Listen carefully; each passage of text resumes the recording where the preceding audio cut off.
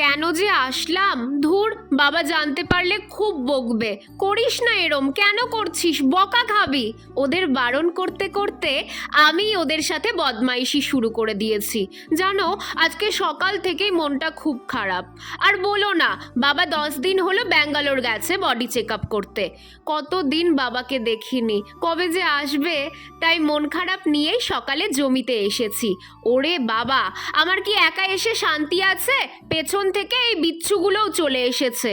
আর এসেই আমার বাবার সর্ষের জমির 17.5 অবস্থা করতে শুরু করেছে।